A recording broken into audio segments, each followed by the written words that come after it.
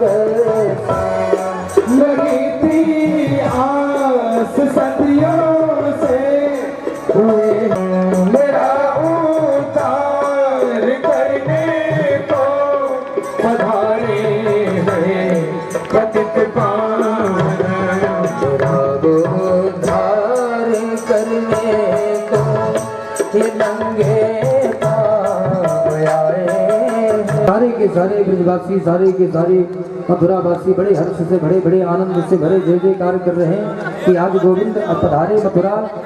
और गोविंद के मथुरा आने से आज मेरी मथुरापुरी जो है वो बड़ी सुशोभित बड़ी सुसज्जित हो रही है।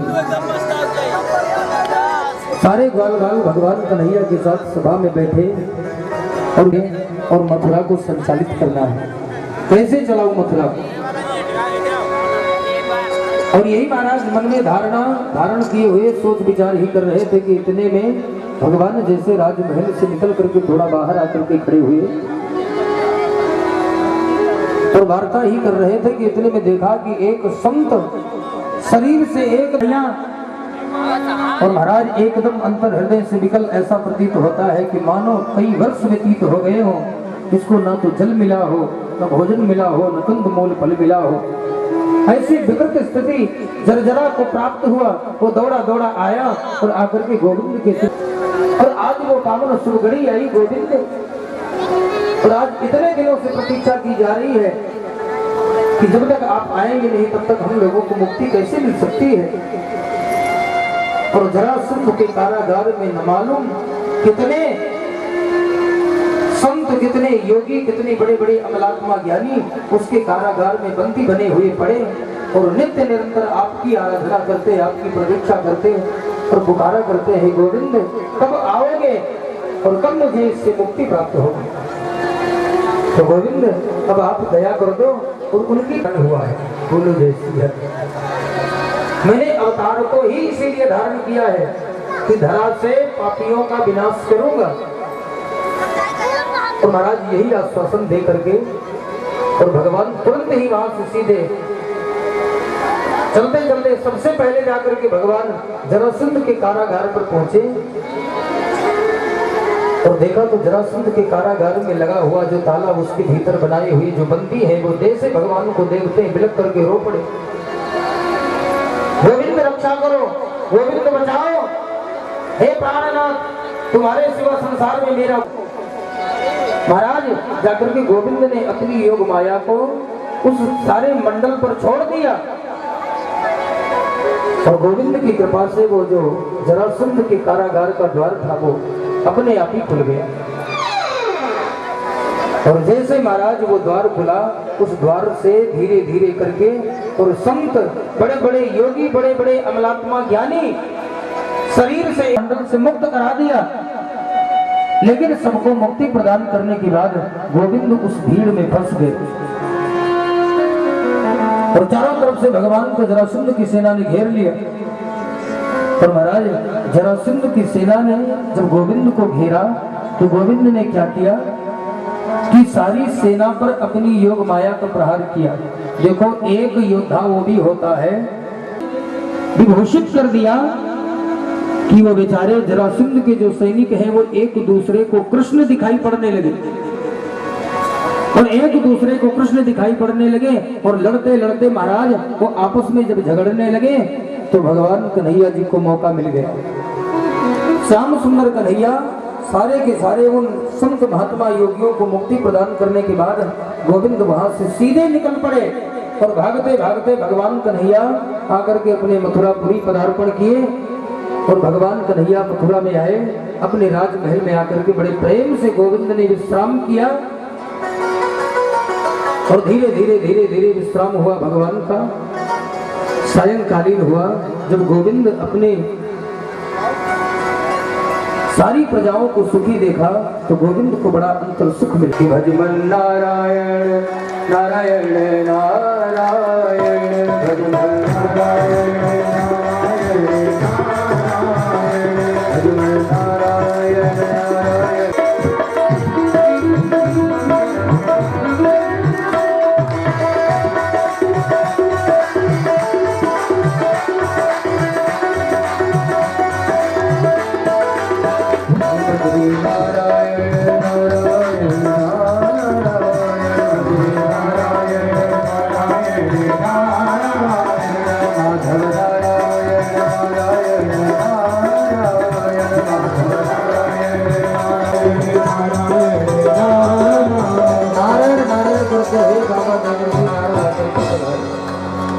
और जैसे नारद जी का आगमन हुआ, देवर्षि नारद को आया देख भगवान कन्हैया उठ करके बैठ गए।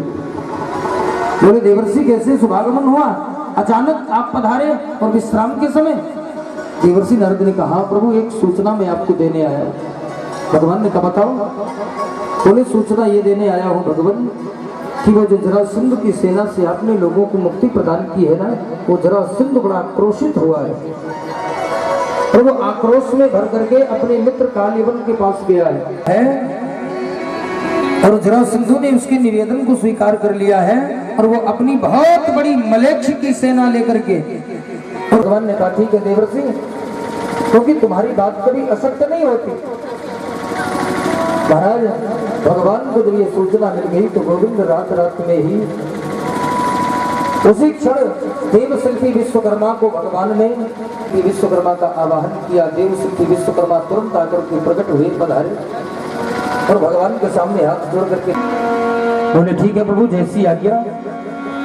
और जैसी आज्ञा कह करके देवशिल्पी विश्वकर्मा भगवान के आदेशों का अनुपालन करके गए और जाकर के रात रात में ही महाराज रात में सारे के सारे मथुरावासी पहुंच गए। किसी को ये मालूम हुआ कि मैं कहां से कहां आ गया। सारे मथुरावासी द्वारकापुरी पहुंच गए तो भगवान कन्हैया अब भय से मुक्त हो गए। काम करत रहा है बोले क्योंकि भय से मुझे जब तक कि मथुरा में मेरे मथुरावासी रह रहे थे भाभी, दरियन ताकत गिर जा।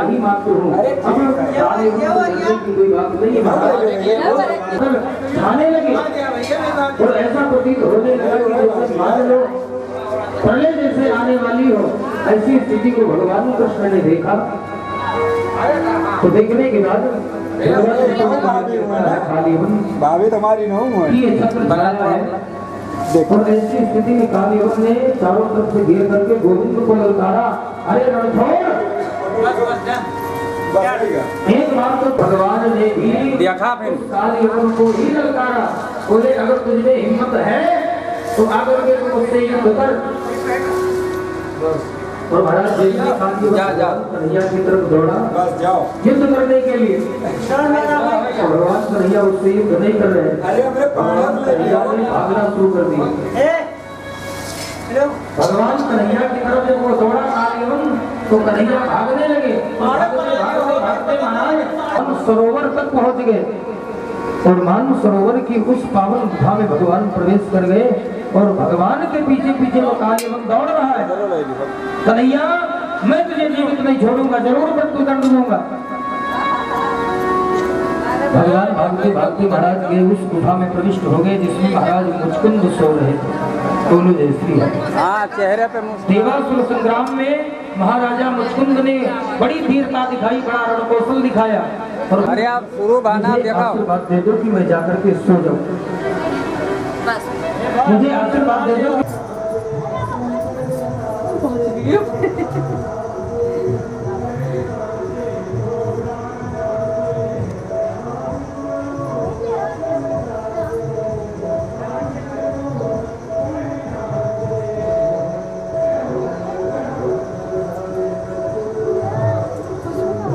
अम्मा खुशबू बुला ले, खुशबू मेरा संदेश है कालीवन को था उस काल उसका मित्र ही है। तो महाराज रुक्मणी के भाई रुक्म ने मन में विचार किया कि मैं अपने घर रुक्मणी का विवाह उस काल के साथ करूं। लेकिन रुक्मणी की माता कात्यायनी की बड़ी पूजा है और माता कात्यायनी की यही जो पूजा है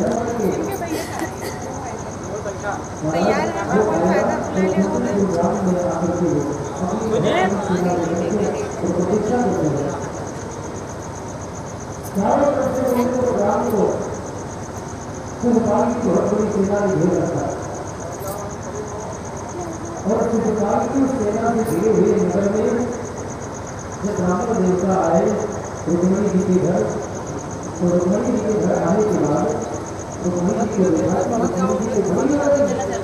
हाँ मजे मजे आओ सब।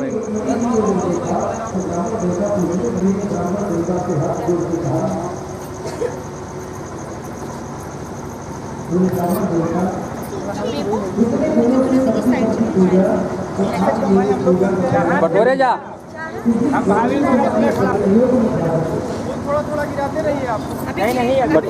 बटोरे जा करो हाली हाली बटोरे जा।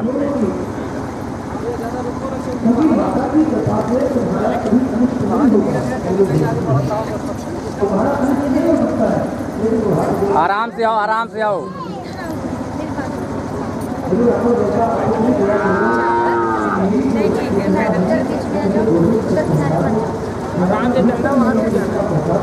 और बटोर भैया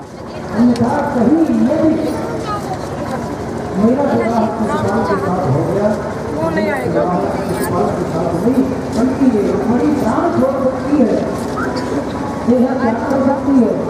लेकिन गोविंद को भोग करके दूसरे के गले में भर करके धीरे धीरे द्वारकापुरी जाकर के संभाले और द्वारकापुरी में जाकर के महाराज तो भगवान को पता चला,